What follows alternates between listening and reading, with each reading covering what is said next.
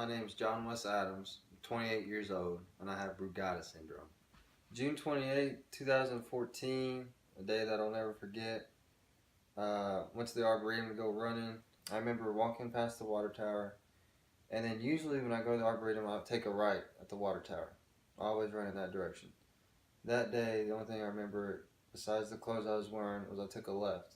And that would prove to be one of the reasons why I'm still here today. 6.2 miles in, I collapsed. I literally interrupted a concert. There's a concert being played over there.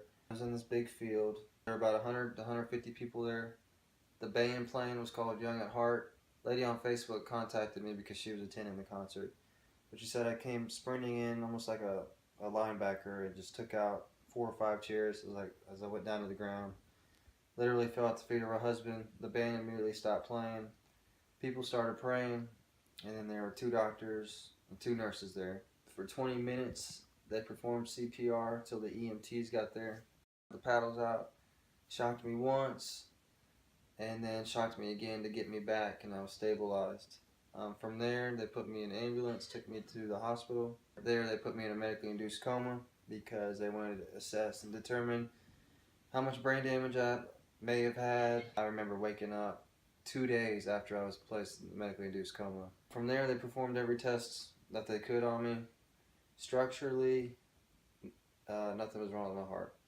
There was no abnormalities. My heart was perfect condition.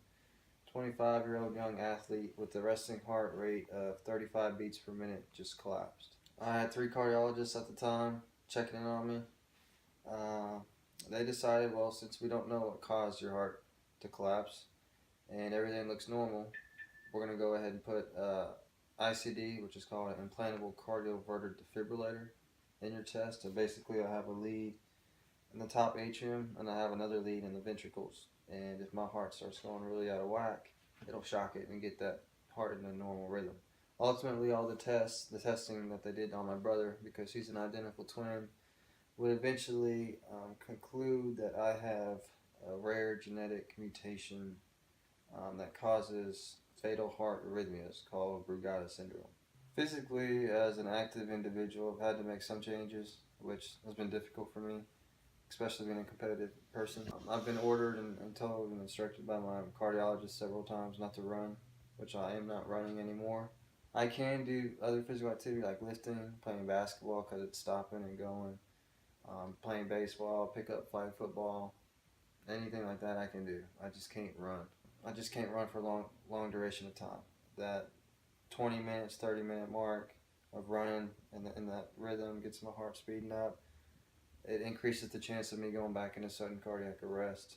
Also, I have a card that says implantable cardioverter defibrillator at the top. It's got my cardiologist's name on it. And I have to keep it with me because I can't go through metal detectors. I guess mentally the biggest hurdle has just been coming to terms with the fact that I'm not like I used to be. In college and in high school, being an athlete, being able to do whatever I wanted to, feeling like I was invincible. Come to terms with the fact that I'm not invincible, and I do have a condition that can cause my heart to stop at any moment. I'm just more thankful for every day because I should not be here. 90% of people who have cardiac arrest outside of the hospital don't survive. 95% of Brugada patients who experience sudden cardiac arrest don't survive because most of the time when they have their cardiac arrest, they're sleeping. Majority of the time, your heart will stop beating when you're at rest. My brother and I, we're just different in that ours is induced by physical activity, particularly running. Being grateful for being here, being selfless because I still want to do everything I used to do. But my mom and my dad and my family and friends, they worry about me constantly. So just being more cognizant of the fact that what I choose to do with my life also affects them.